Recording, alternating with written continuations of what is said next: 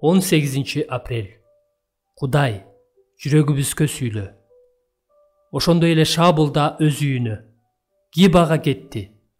Кудай жүрөгүн козгогон эр жүрөк адамдар аны менен жөнөштү.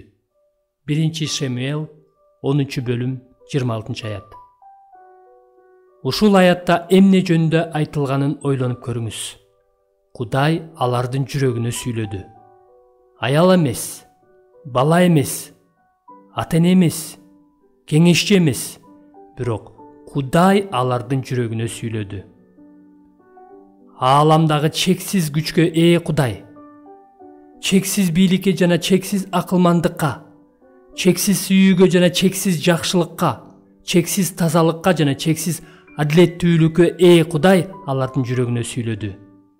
Юпитердин кыртышы молекуланын четине кантип тиет? Анын ядросуна киргенин айтпай эле коелу. Кудайдын сүйлөшү. Ал сүйлөгөндүктөн гана эмес, бирок бул сүйлөшүү болгон үчүн да сонун.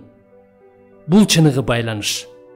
Кудайдын жүрөккө сүйлөгөндүгү жана бул сүйлөшүү Кудайдын өзү менен болгондугу чынында эле абдан таң каларлык укмуш сонун байланыш. Эр жүрөк адамдарга Кудай жөн гана сүйлөгөн эмес. Алар Кудайдын таасири алдында эле болушкан эмес. Алар жөн гана көрүнүктүү, белгилүү болушкан эмес.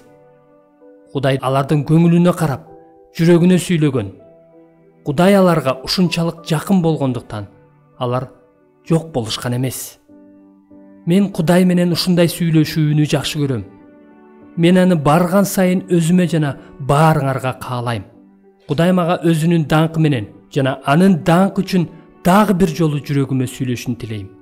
Ошондой эле баарыбызга сүйлөсө экен дейм. О, Кудайдын жүрөккө сүйлөшү кандай сонун. Эгер ал от менен келсе, анда ошондой болсун. Эгер ал суу менен келсе, анда ошондой болсун. Эгерде ал шамал менен келсе, о Кудай, ошондой болсун. Эгерде күн күркүрөп, чагылган түшүп келсе, ошондой болсун. Кандай болсо да биз ага таазим кылалы. О Теңир, бизге кел, бизге жакын кел. Күйүп жанган от болуп, шаркылдап аккан суу болуп бизге кел. Бизди өзүңө жакындат, биздин жүрөгүбүзгө сүйлө.